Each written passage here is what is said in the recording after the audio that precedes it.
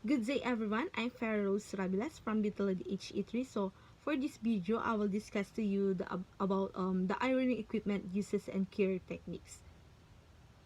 But before that, I need your cooperation to make my discussion deliver very well.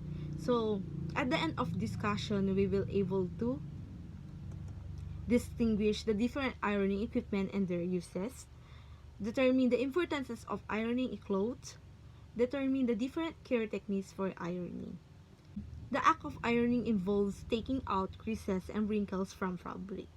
The process involves pressing against the garment while the iron is heated. So these are the different equipment and uses. So first one, ironing board. So the working surface for ironing garments, linens, or etc. is a small conscious board on a collapsible framework. So I know most of us, we are familiar this one. So when we said ironing board, ito yung ginagamit natin kapag nagplaplansya tayo ng mga damit natin. So kaya nga tinatawag nating ironing board because it is a type of board that we can use for ironing our clothes. And reminders, it should be at the hip of level to prevent a back strain. So that is a ironing board. So next, dry iron. So dry iron is this kind of iron is traditional and basics to modify the iron's temperature in accordance with the fabric type. So dry iron is a type of iron na pwede siyang ina-adjust, 'di ba? Nakikita niyo ba yung picture, 'di ba? Yung may bilog doon. Yun yung adjustable ng heat or cool off iron. So most of ito yung ginagamit natin sa ating bahay. So next, steam iron. So the steam iron, from the iron moisten the fibers of the clothes and makes the easier to press. So when it said steam iron, uh, iron is give your clothes professionally pressed and look and feel from the comfort of your home. And also steam irons can remove the wrinkles out of a clothes without making contact with the fabric. So kung may dry iron, may steam iron din tayo. So may I ask, ano ba yung pinagkaiba ng dry iron and steam iron? So as I said kanina, dry iron is a most commonly used iron suitable for everyday irons and without water spray. So it's unlike the steam iron, it uses hot iron to press the clothes and remove wrinkles at ginagamitan siya ng tubig. So makikita natin sa picture na sa um, side or yung nasa front ng plancha ay yung iron, doon natin linagyan ng tubig at pinapress siya. So that is a steam iron. So next, tailor's ham. So this is used for molding and shaping darts and fashions like a namesake. Is a securely packed with wool and cotton. So trailer's ham. So ang trailer's ham naman is used for molding and shaping such as darts, sleeves, cuffs, collars, or waistlines. Sorry. So next, seam roll. So the seam rolls like a trailer's ham is a wool and cotton covered from that is stuffed to provide a firm surface for pressing long seams and narrow area. So as I said kanina, like yung seam roll and trailer's ham ay magkaparehas. So they are similar to a trailer's ham is a pressing tool used for pressing seams open along and narrow areas such as pants, legs, and other hand-to-reach areas. So, ito yung naman yung ginagamit natin to reach our yung pants natin sa kapag plinaplansya natin para mas maganda naman, di ba?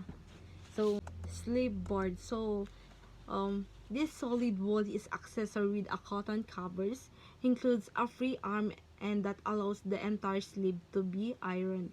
It also accommodates small, hard to reach areas. So, ito naman, when it says slipboard naman, slipboard is helps your iron and shirt without making rather making a crease in the sleeve. So, ito naman yung slipboard.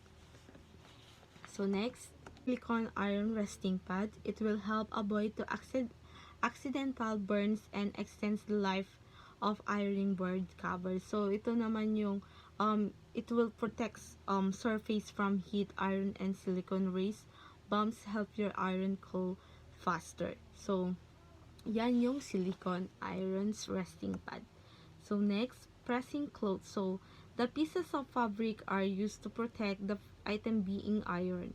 Place is between the face of the iron or sole plate and the wrinkled item. So, pressing clothes. So, when it says pressing clothes, keeps your clothes free from accidental burns and help minimize the damages in the event of a severe burn. So, next, yan yung board pads and cupboard. So, to cover the board with thick cotton padding to reduce overheating from the beneath and to reduce wrinkling.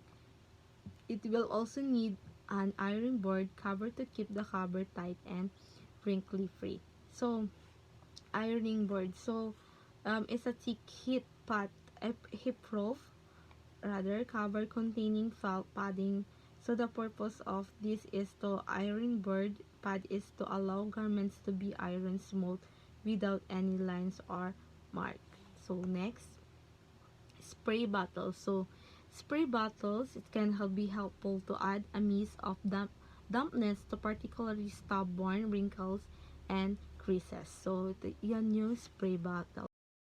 So these are the different care techniques for ironing. First, make use the entire ironing board. Second, use the correct ironing technique. So this is a really such a thing as an ironing techniques to avoid winding the irons around too much, as this may cause the fabric to stretch and may also create new creases in the fabric which will be tough to remove. So third, always remember to prevent iron around the decorative objects. So, most of us know to avoid a zip and buttons and also glitters or very fire lace. These areas often don't even require to ironing. So, I will share to you my experience of this. Noon, grade 7 pa lang ako noon, I think grade 7.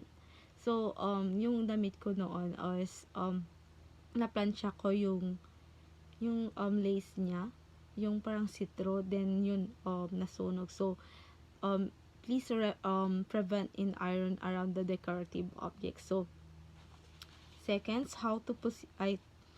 fourth, how to position your ironing board correctly. So don't make life more difficult that it needs to be before you begin ironing. Make sure your board is the right height for you. So that is how to position your ironing board correctly. So as I said kanina, it could be your ironing board is the level of your hip. So that is a reminder for us. So next, hang up or fold your iron items immediately. So you spent all that time ironing, don't make it go to waste. Keep a selection of coat hanger nearby will this iron and you'll be able to hang garments up right away. So that is a hang up or fold your iron items immediately. Next, in order from cold to hot. So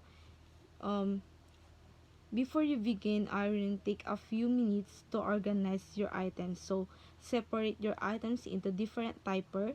Starts with a delicate on a low temperature and work your way up to more durable garment and hotter iron. So that is iron in order for cold to hot.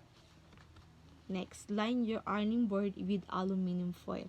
So all these tips will certainly help you to cut your ironing time down, as aluminum foil is is a heat cord- conductor, the heat from the iron. So, hindi po akong familiar for this one na ginagamit yung aluminum foil for techniques of ironing. So, next, don't iron dirty clothes. So, syempre, alangan naman na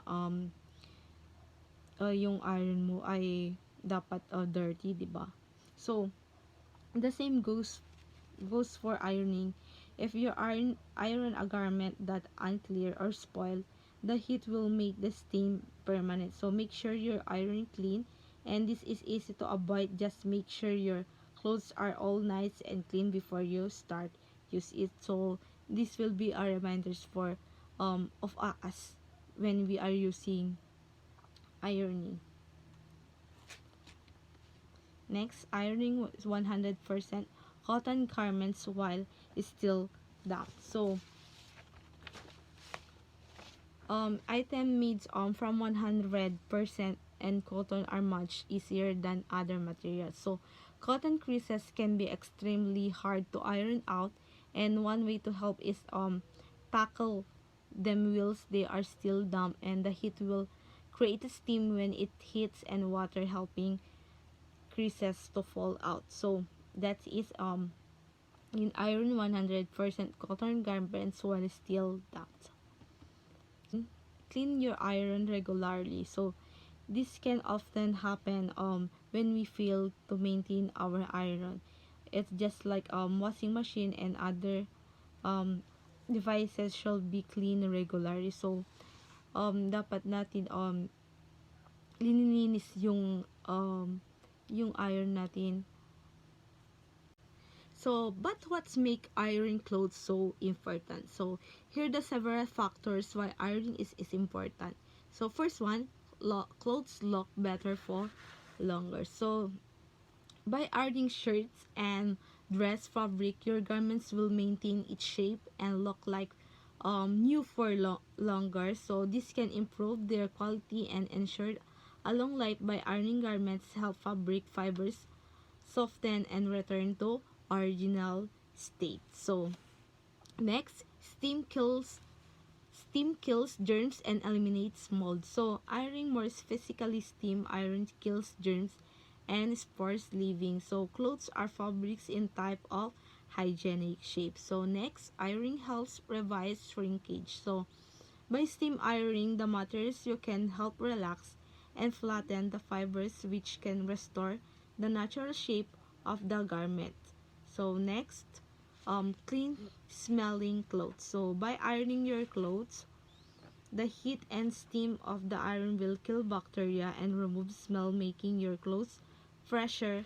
And also by ironing your clothes, it makes your clothes. So next, steam iron removes odor. So by ironing your clothes, bacteria are killed and odor dissipates, and it will ensure leave your clothing super fresh and hygienic, as sinabi ko kanina sa clean smelling clothes. So